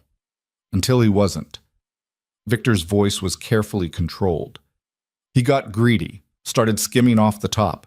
Small amounts at first, then larger. By the time we caught him, he'd stolen nearly $200,000. Lena's legs went weak. She grabbed the counter for support. That's not possible. Daniel died in a construction accident 5 years ago. I went to his funeral. Daniel died running from my people. They chased him into a construction site. He fell 4 stories trying to escape. Victor's eyes were steady on hers. The accident report was modified to spare your family the details. Your mother never knew what he'd really been doing. You killed my brother. The words came out flat, emotionless. Shock had numbed everything. My people were chasing him, but he fell. It wasn't an execution, Lena. It was an accident during pursuit. Victor took a careful step toward her. I didn't know who he was then. Didn't know he had a sister. Didn't make the connection until I started digging into your background. When did you know? 2 weeks ago, after the attack, when I was reviewing everyone who'd ever had contact with my organization, looking for connections to Volkov. 2 weeks. Lena's voice was rising now, shock giving way to fury. You've known for 2 weeks that you're responsible for my brother's death and you didn't tell me? I didn't know how. And I was afraid. He stopped. Afraid of what? Afraid you'd look at me the way you're looking at me right now, like I'm the monster everyone says I am. Lena wanted to scream, wanted to throw something, wanted to hurt him the way she was hurting. Her brother, reckless, charming Daniel, who'd promised to help with their mother's medical bills and then died before he could, had been a criminal, had stolen from Victor Kane, had died running from the consequences. And she'd never known. Did he suffer? The question came out broken. No, it was instant. I made sure to verify. Victor's composure was cracking. I know that doesn't help. I know nothing I say can change what happened. But I need you to understand. I didn't know about you then. If I'd known he had a sister working herself into the ground to survive, I might have handled things differently. Might have? I don't know. Maybe. Maybe not. He ran a hand through his hair, frustrated. I can't change the past, Lena. I can only tell you the truth now and hope you don't hate me for it. I should hate you. Lena's voice was shaking. I should walk out of here and never look back. You should, and you can. I'll have James drive you anywhere you want to go. I'll make sure you're protected until Volkov is dealt with, and then you'll never have to see me again. Is that what you want? No. The word was raw, honest. But it's what you deserve. A life that isn't complicated by me, by my world, by the violence that follows me everywhere I go. Lena closed her eyes, trying to process everything. Her brother had been a thief. Victor's people had chased him to his death. And the man who'd saved her life, who'd given her the ability to walk again, who'd become something close to a friend over months of Friday dinners, had been indirectly responsible for the worst loss of her life. It should have been simple, should have been a clean break. But nothing about this had ever been simple. "I need time," she said finally. "I need to think." "Take all the time you need." Victor moved toward the door, then paused. "For what it's worth, I am sorry. Not for enforcing consequences. Your brother made choices and paid for them. But for the pain it caused you, for your mother dying not knowing the truth, for the years you spent struggling alone because he wasn't there to help. I'm sorry for all of it." He left before she could respond. Lena stood in the kitchen of the safe house, surrounded by luxury she'd never asked for, and cried for the first time since the attack. For Daniel and his stupid choices. For her mother who'd died believing her son was a hero. For the girl she'd been before the accident, before the medical bills, before Victor Kane walked into her life and turned everything upside down. And for the future she could feel slipping away with every revelation. She didn't sleep that night, just sat in the window seat watching lightning crack across the sky and wondering how many people would die before morning. Victor, Volkov, men whose names she'd never know, but whose blood would be on her hands anyway, because this war had started the moment she'd thrown herself in front of Emma. Dawn came gray and cold. Lena was still sitting in the window when her phone buzzed with a text from James. "It's done. Mr. Kane is safe. Volkov is no longer a threat." No details. No mention of how many people had died. Just clean, professional confirmation that Victor had done what he'd said he would do. Eliminated the threat. Lena should have felt relieved, should have felt safe. Instead, she felt hollow. Victor didn't visit the next day, or the day after. James came instead, delivering food and updates and careful inquiries about whether she needed anything. She knew Victor was giving her space, time to process, to decide. On the third day, Emma showed up at the safe house. Lena was so surprised to see her that for a moment she just stood in the doorway staring while the young woman shifted nervously on the front steps. "Emma? How did you—" "Mr. Kane sent a car for me, said you might want to see a friendly face." Emma's eyes were huge, taking in the mansion behind Lena. "This is where you've been staying? It's temporary?" Lena stepped aside, let her in. "How are you? How's the diner?" "Weird without you. Marcus keeps asking when you're coming back." Emma followed her to the sitting room, perched on the edge of an expensive sofa like she was afraid she might break it. "Are you okay? There were rumors about what happened, people saying you were attacked, that Mr. Kane, that people died." "It's complicated. Everything about this is complicated." Emma's voice was soft. "But I wanted to say thank you for what you did that night at the diner, and for whatever's happening now. I know it's because of me, because you protected me." "This isn't your fault, Emma." "Maybe not, but I still feel responsible." The girl twisted her hands together. "Mr. Kane came to see me last week. Did you know that?" Lena's stomach dropped. "What? Why?" "To make sure I was safe, to offer protection if I needed it, and to tell me that you were the bravest person he'd ever met." Emma met her eyes. "He said you changed him, made him remember what it felt like to care about someone other than himself." "He said that?" "He also said he'd never forgive himself if anything happened to you because of him, that he was trying to fix it, but he didn't know if you'd ever trust him again." Emma leaned forward. "What happened, Lena? What did he do?"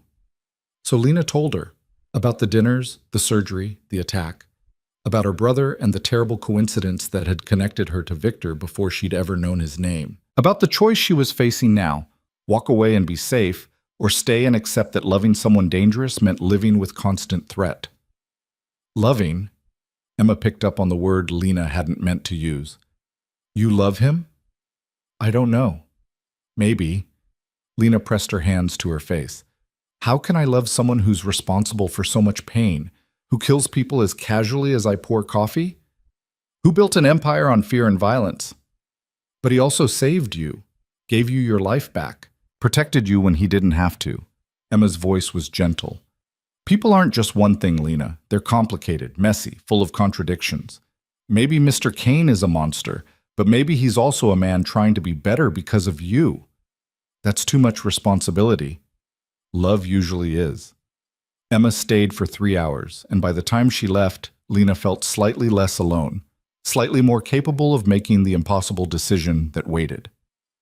That evening, Victor finally came back. He looked exhausted, shadows under his eyes, tension in his shoulders, the kind of weariness that came from violence and its aftermath. But his eyes lit up when he saw her, just for a moment, before the careful mask slid back into place.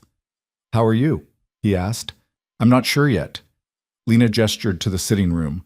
"We should talk." They sat across from each other, the coffee table between them feeling like a canyon. Rain was falling again, softer this time, pattering against the windows in rhythm with Lena's heartbeat. "I've been thinking about what you told me," she said, "about Daniel. And?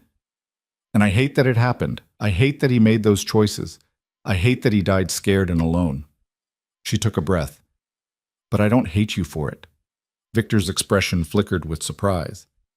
"You should." "Maybe, but I've spent the last 3 days thinking about who Daniel really was. And the truth is, I didn't know him as well as I thought. He was my big brother, and I loved him, but he made his own choices. Bad ones. And he paid for them." Lena met Victor's eyes. "You didn't kill him. Your people were doing their jobs. He ran. He fell. It was a tragedy, but it wasn't murder." "That's generous of you." "It's honest, which is what you've always asked me to be." She leaned forward. "But I need to know something, and I need you to be completely honest. No games, no manipulation, just the truth. Anything. Did you know about Daniel when you first helped me? When you paid off Sal's debt and offered the surgery? Was any of this guilt-driven compensation for what happened to my brother?" Victor held her gaze, unflinching. "No. I didn't know until 2 weeks ago. Everything I did for you, the debt, the surgery, the dinners, I did because I wanted to. Because you impressed me. Because, for the first time in years, I met someone who acted from courage instead of calculation." He paused. "Learning about Daniel changed nothing except making me realize how deeply our lives were already connected. Fate or coincidence, I don't know. But it wasn't guilt." "Okay?" Lena believed him. She didn't know why, but she did. "Second question. What happens now? Volkov is gone. The threat is eliminated. So what comes next?" "That depends on you." Victor's voice was careful. "You can go back to your life. I'll make sure you're protected from a distance. We can end the Friday dinners and the arrangement. You'll be safe and free. Or you stay in my life. Fully. Not as an obligation or a weekly dinner companion, but as someone who matters to me. Someone I want to protect not because I have to, but because I can't imagine not doing it." He stood, crossed to the window, stared out at the rain. "I know what that means. The danger, the complications, the fact that being connected to me will always make you a target. I know it's not fair to ask, but I'm asking anyway." Lena's heart was pounding. "Why?" Victor turned to face her, and for the first time since she'd known him, his mask was completely gone. What she saw underneath was raw and honest and almost painful to witness. "Because somewhere between the diner and the surgeries and the Friday dinners, I fell in love with you. And I have no idea what to do about it." The words hung in the air between them like a confession. Lena stood slowly, her healing leg protesting but holding. She crossed to where Victor stood, close enough to see the vulnerability in his eyes, the fear that she'd reject him. "I don't know if I love you," she said quietly. "I think I might, but I'm also terrified of what that means, of what my life becomes if I choose you." "Then don't choose me. Choose yourself. Choose safety and simplicity in a normal life." "I don't think normal was ever an option for me." Lena reached up, touched his face, feeling the tension in his jaw. "From the moment I collapsed at your feet, everything changed. I can't go back to who I was. That person doesn't exist anymore." "So who are you now?" "I'm still figuring that out." She let her hand drop. "But I know I'm not ready to walk away, not yet." Maybe not ever. Victor pulled her into his arms then, holding her like she was something precious and breakable. Lena let herself lean into him, let herself feel safe for the first time since the attack. Let herself imagine what it might be like to choose this impossible, dangerous man and build something real from the wreckage. I can't promise you safety, he said against her hair. I can't promise you normal, but I can promise you honesty, loyalty, protection for as long as I'm breathing. And love? The word felt fragile in her mouth. And love, more than I thought I was still capable of feeling. They stood there in the fading light while rain washed the world clean outside, two people from different worlds trying to build a bridge between them. Lena knew there would be more threats, more violence, more impossible choices. But for the first time since this started, she felt like she was making decisions instead of just surviving them. Take me home, she said finally. Not to my apartment, not to the safe house, to wherever you actually live. I want to see your real life, not the version you show the world. Victor pulled back to look at her. Are you sure? No, but I'm doing it anyway. He smiled then, genuine, unguarded, and Lena saw the man he might have been if the world had been kinder. The man he could still become if given reason enough to try. They left the safe house that night, driving through the city as it came alive with evening lights. Victor lived in a penthouse downtown, not ostentatious but comfortable, decorated with surprising taste. Books lined shelves, art hung on walls. A telescope stood by the window, pointing toward stars she couldn't see through the city light pollution. It was the home of someone who'd built wealth but remained fundamentally alone. I don't bring people here, Victor said, watching her take it all in. This is private, separate from business. Then why bring me? Because you asked. Because I want you to see me. Really see me. Not the crime boss or the monster or the man in expensive suits making threats. He crossed to her, took her hands. Just Victor. The person I am when nobody's watching. Lena looked around the penthouse again, seeing it differently. The books were philosophy and history. The art was modern but thoughtful. The telescope suggested someone who looked up even when surrounded by darkness. I see you, she said softly. And you're not what I expected.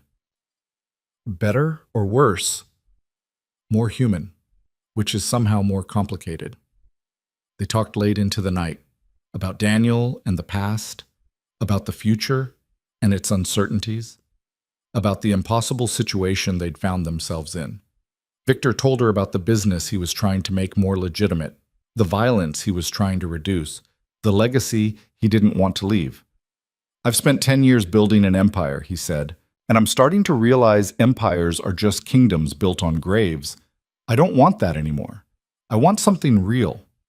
Like what? Like this.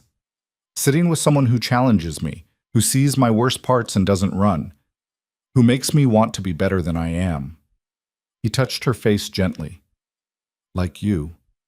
Lena fell asleep on his couch, exhausted by emotion and revelation.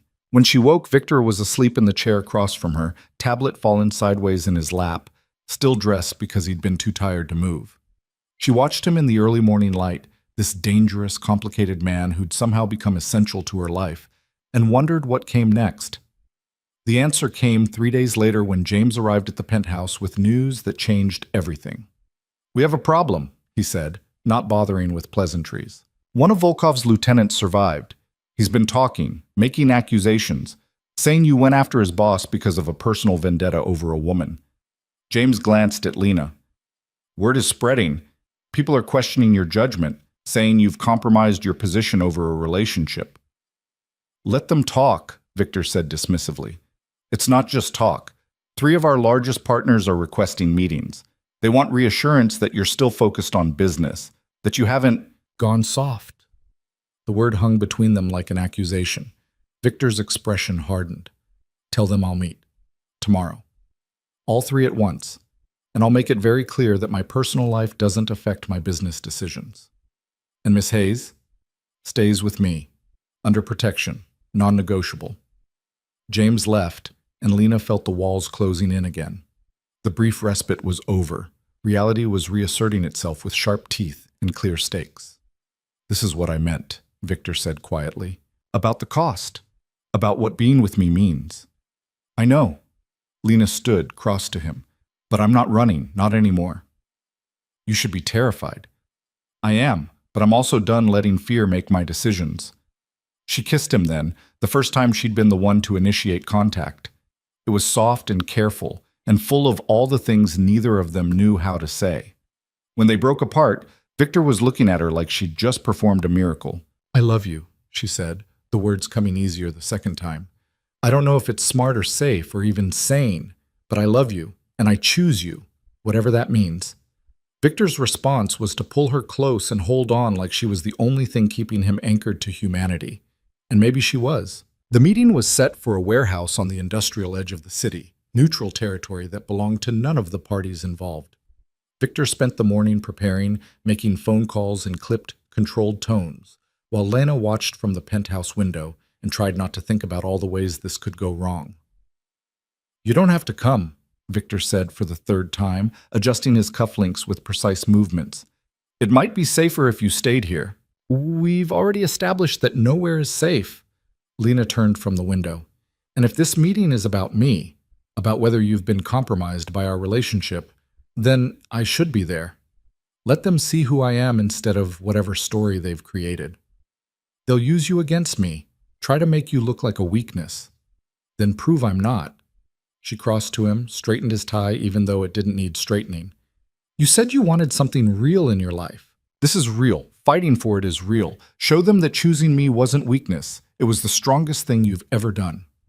Victor caught her hands, held them against his chest where she could feel his heartbeat. You're either incredibly brave or incredibly foolish. Maybe both. She managed to smile. I learned from the best. They arrived at the warehouse an hour before the meeting. James and 6 other men swept the building first, checking for threats, establishing perimeter security. By the time the first partner arrived, Victor was standing in the center of the empty space with Lena at his side, presenting a united front that was both declaration and challenge. The 3 partners arrived within minutes of each other, powerful men who controlled different sectors of the city's underground economy.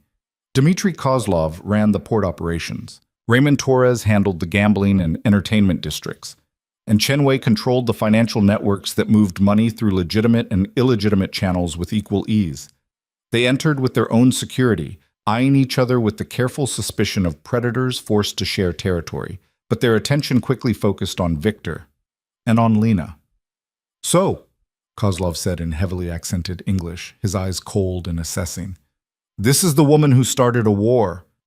This is Lena Hayes, Victor corrected, his voice carrying steel beneath the courtesy. And she didn't start anything. Volkov made the decision to attack someone under my protection. I responded appropriately. Appropriately. Torres laughed, but there was no humor in it. You wiped out his entire operation over a waitress. That's not business, Kane. That's emotion, and emotion makes men sloppy. Emotion makes men human. Victor's tone didn't change. But let me be clear. My decision to eliminate Volkov had nothing to do with emotion. He violated the most fundamental rule of our world. He came after mine. If I'd let that stand, every 2-bit gangster in the city would think they could take shots at my people without consequences. Your people. Chen Wei spoke for the first time, his voice soft and precise. Is Miss Hayes one of your people? Or is she something else? Because the rumors suggest she's become something of a liability. Lena felt Victor tense beside her, but she spoke before he could. I'm standing right here. If you have questions about who I am or what I mean to Victor, you could ask me directly instead of talking around me like I'm furniture. All 3 men turned their full attention to her. The weight of their gazes was almost physical. Predators evaluating prey, calculating threat levels, deciding whether she was worth the trouble. Bold, Kozlov observed. I like bold. But bold doesn't answer the question. What are you to Kane? A distraction, a conscience, a weakness waiting to be exploited? I'm someone who reminds him why he built this empire in the first place. Lena kept her voice steady, despite the adrenaline coursing through her. Not for power, not for money, but for control. For the ability to protect people who couldn't protect themselves. Victor showed me mercy when he didn't have to. He helped me when there was no profit in it. And those choices, those human choices, don't make him weak. They make him different from men like Volkov, who only understand violence. Pretty speech, Torres said. But mercy doesn't build empires. Fear does. Respect does. And right now, people are starting to wonder if Cain still commands either. Then those people are fools. Victor's voice cut through the warehouse like a blade. I've held this city together for 10 years. I've managed territories, settled disputes, and maintained order when chaos would have been easier. And I did it without becoming the kind of monster who attacks innocent people to prove a point. Volkov crossed a line. I erased him for it. That's not weakness. That's exactly the kind of strength that keeps this city from tearing itself apart. But you did it for her, Chenwei said quietly, gesturing to Lena. That's the problem. You made a business decision based on personal feelings. How do we know you won't do it again? How do we trust that your judgment isn't compromised? Because my judgment has never been better. Victor's voice was absolute. For 10 years, I've made every decision from a place of cold calculation. No attachments, no emotions, just logic and profit and survival. And you know what that got me? An empire built on fear. Partners who only stay loyal because they're afraid not to. A life where I trust no one and nothing matters except the next deal, the next threat, the next move on the board. He paused, and when he continued, something in his tone had shifted. Less calculated, more raw. Lena changed that. She reminded me that there's more to life than power, that sometimes the right choice isn't the profitable one, that protecting someone who matters is worth more than maintaining an image of invincibility. Victor looked at each of them in turn. So yes, I eliminated Volkov because he came after her, and I'd do it again. Not because I'm weak, but because I finally understand what's worth fighting for. If that's a problem for any of you, say it now. We'll settle it here, and whoever walks out of this warehouse will know exactly where everyone stands. The silence that followed was profound and dangerous. Lena could feel violence hovering in the air like a held breath, waiting to see which way the room would tip. Chenwei was the first to move. He stepped forward, studying Victor with sharp, intelligent eyes. You've changed, Cain. That much is obvious. The question is whether you've changed for better or worse. Better, Victor said without hesitation. Ask anyone who works for me. Ask whether I'm more fair now, more measured, more willing to find solutions that don't involve bloodshed. I haven't gone soft. I've gotten strategic. There's a difference. Show us, Torres challenged. Prove that this isn't just about the girl. Prove you can still make hard choices. What did you have in mind? Torres pulled out a tablet, brought up a file, and showed it to Victor. Lena couldn't see the screen, but she saw Victor's expression harden as he read. This is Marcus Chen's operation, Victor said flatly. Your nephew. Chenwei nodded. Who has been skimming profits and selling information to our competitors. By your own rules, he should be eliminated. But he's family. So I'm asking, what would you do? It was a test, a trap. If Victor showed mercy, they'd call it weakness. If he demanded blood, they'd question whether he'd lost his humanity. There was no good answer. Victor studied the tablet for a long moment, then looked up at Chenwei. What do you want to do? The question seemed to catch Chenwei off guard. What? He's your nephew, your family. I'm asking what outcome you want. Because if this were purely business, I'd tell you to cut your losses and eliminate the threat. But we both know it's more complicated than that. So what do you actually want? Chenwei was silent, clearly weighing his response. Finally, he said, I want him to stop, to learn, to be better. But I don't know if that's possible. Then let's find out. Victor handed back the tablet. Give him a choice. He can leave the city, start over somewhere else with enough money to build a legitimate life, or he can try to fix what he's broken, prove he's trustworthy, earn back his place. But make it clear, one more betrayal and there's no third chance. That's business. But giving him the option to choose redemption, that's family. And it doesn't make you weak to value both. Kozlov laughed, a real laugh this time. You've definitely changed, Cain. The old you would have demanded his head on principle. The old me built an empire on graves. Victor's voice was quiet. I'm trying to build something different now. Something that lasts. And empires that last are built on more than fear. They're built on loyalty, respect, The understanding that everyone makes mistakes and some people deserve a chance to fix them. And if your mercy is mistaken for weakness, Torres pressed, if other people see this as an opening, then I'll remind them exactly how dangerous mercy can be when it comes from someone who doesn't have to offer it. Victor's smile was sharp. I'm not soft, I'm strategic. There's a difference, and anyone who forgets that will learn it the hard way. The three partners exchanged glances, some silent communication passing between them that Lena couldn't read. Finally, Chen Wei extended his hand. I can work with strategic, he said. Welcome back, Kane. The real version this time. Kozlov and Torres followed suit, and Lena felt the tension in the room shift from confrontation to something closer to accord. It wasn't friendship, it wasn't even trust, but it was understanding, recognition that Victor had changed but remained formidable. One more thing, Torres said as they were preparing to leave. The girl stays with you? She does, Victor confirmed. Then make sure she's protected, because word about this meeting will spread, and there will be others who see her as your weak point. They'll test it. Let them try, Victor said softly. They'll learn the same lesson Volkov did. The partners left with their security details, and suddenly the warehouse felt cavernous and empty. Lena let out a breath she didn't know she'd been holding. That was terrifying, she said. Abu, that was necessary. Victor pulled her close, and she could feel the tension finally draining from his body. And you were perfect. Everything I said about you making me better, I meant it. I know. She leaned into him. So what happens now? Now we live our lives, carefully, but together.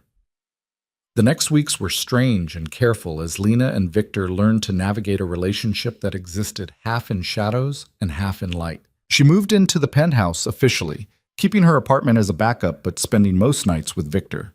She went back to work at the diner despite his protests, needing the normalcy even if customers now whispered and stared. Emma was the first to say what everyone was thinking. You look different, she said one night during a slow shift.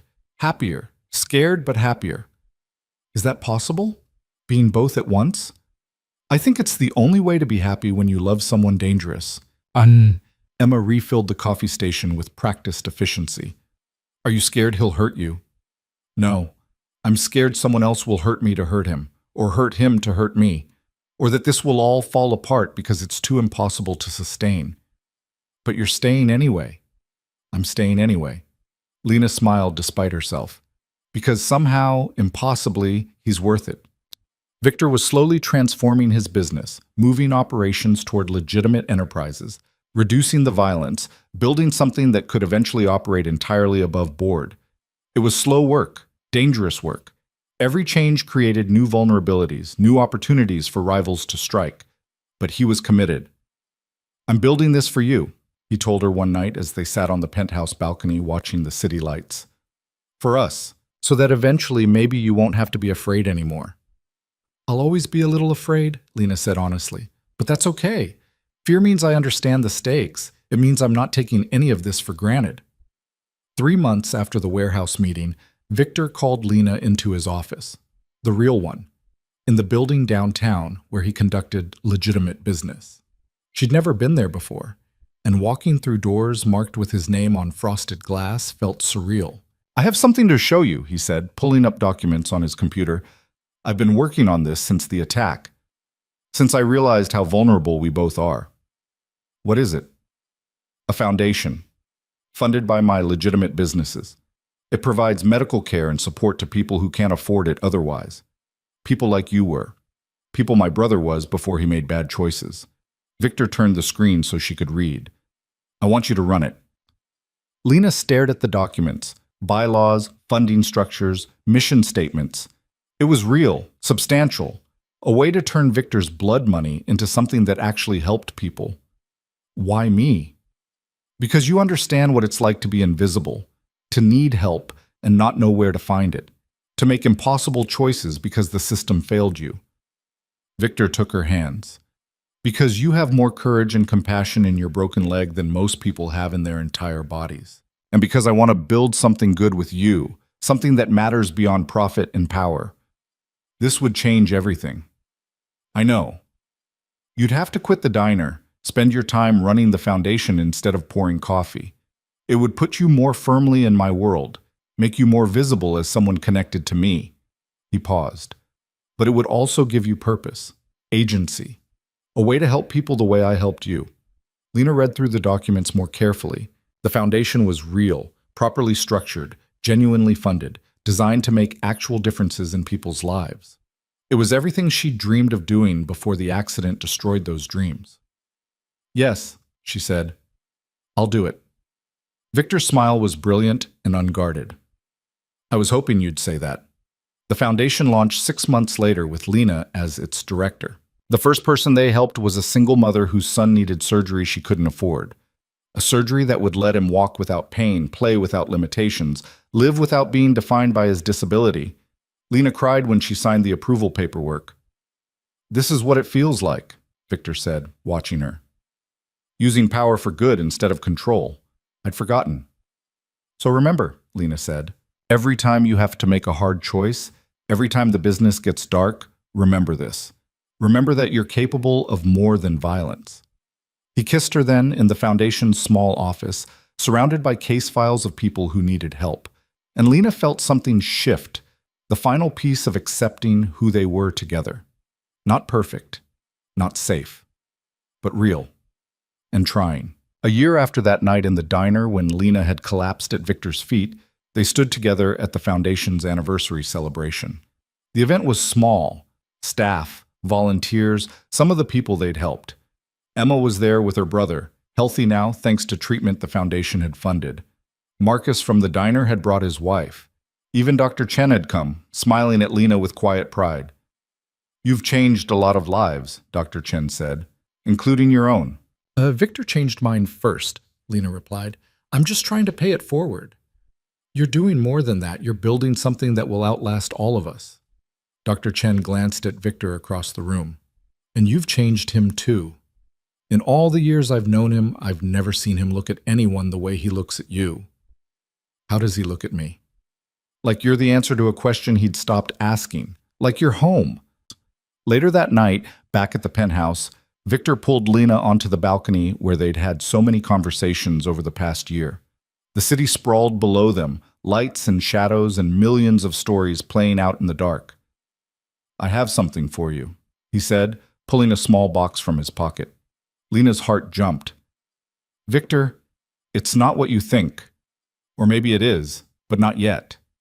He opened the box to reveal a key, simple, silver, clearly significant. "This is to a house, outside the city, far enough away that we could disappear if we needed to, close enough that we could get there in an emergency. I bought it 6 months ago, and I've been setting it up as a true safe haven. Somewhere we could start over if everything here fell apart.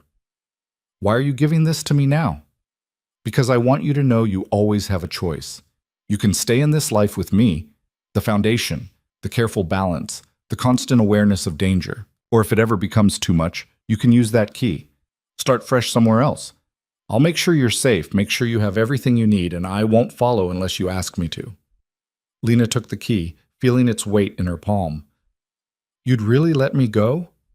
I'd really let you choose, every day. That's what love is, giving someone the freedom to leave and hoping they stay anyway." She closed her fingers around the key, then pulled Victor into a kiss that was soft and deep and full of everything she'd learned about love over the past year. That it was complicated and dangerous and required more courage than she'd known she possessed. That it meant choosing someone every day despite knowing all the ways it could hurt. That sometimes the bravest thing you could do was stand still instead of running.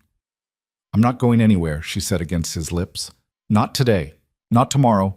Not until one of us decides this isn't worth fighting for anymore. And if that day never comes, then I guess we're stuck with each other?" She smiled. "Forever sounds terrifying and perfect in equal measure." "It does, doesn't it?" Victor rested his forehead against hers. "I never thought I'd get this. Someone who knows exactly who I am, monster and man, and chooses me anyway. Someone who makes me want to be better without demanding I become someone else. I never thought I'd get to walk again, let alone walk beside someone who sees me as strong instead of broken." Lena stepped back slightly, testing her leg the way she still did sometimes, confirming it would hold. were both full of surprises. They stood there as night deepened around them, two people from impossible circumstances who'd found something real in the wreckage. The foundation would continue its work. Victor's businesses would keep evolving toward legitimacy. Threats would come and go. Life would remain complicated and dangerous and unpredictable, but they'd face it together. A year later, when Victor proposed properly, with a ring and words that made Lena cry, she said yes without hesitation. They married in a small ceremony with only people they truly trusted present. Emma was Lena's maid of honor. James stood as Victor's best man. And when they exchanged vows, promising to choose each other through whatever came next, Lena realized she'd been wrong about something fundamental. She'd thought her story ended the night she collapsed in that diner, thought her life would be small and painful and limited forever. But that hadn't been an ending. It had been a beginning. The beginning of learning she was stronger than her broken pieces. The beginning of understanding that courage wasn't the absence of fear, but the choice to act despite it. The beginning of finding love in the last place she'd expected, with a man who'd built an empire on violence and was learning to build a legacy on something better.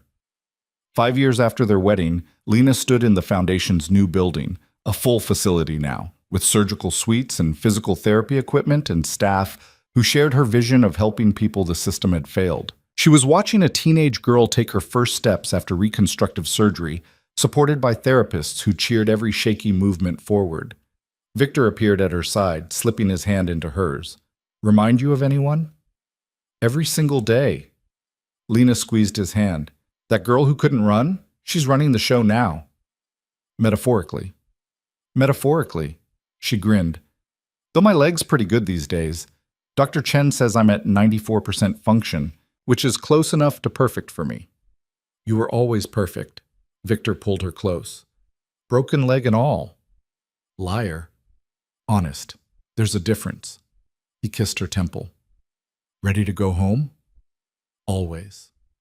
They walked out of the foundation together, Lena's gait smooth and confident now, Victor's hand steady on her back. The city stretched around them, still dangerous, still complicated, still full of shadows that sometimes threatened to swallow the light. But they'd learned to navigate those shadows together. And as they drove toward the penthouse, toward home, toward the life they'd built from impossible choices and unlikely mercy, Lena thought about that night in the diner, about collapsing at Victor's feet and whispering those 3 words that changed everything. "I can't run." She'd been wrong. She could run, could walk, could stand on her own 2 feet and face whatever came next with strength she'd had to fight to reclaim. But the beautiful thing, the miraculous thing, was that she didn't have to anymore, because she'd found someone who would stand with her instead, someone who'd shown her that mercy could be the most dangerous weapon of all, not because it was weak, but because it had the power to transform monsters into men and broken girls into warriors. Someone who'd chosen love over power and found it was the bravest thing he'd ever done. And together, they were building something neither of them could have imagined that night when everything fell apart. They were building a life worth living, a love worth fighting for, and a future that proved sometimes the most impossible stories have the most beautiful endings.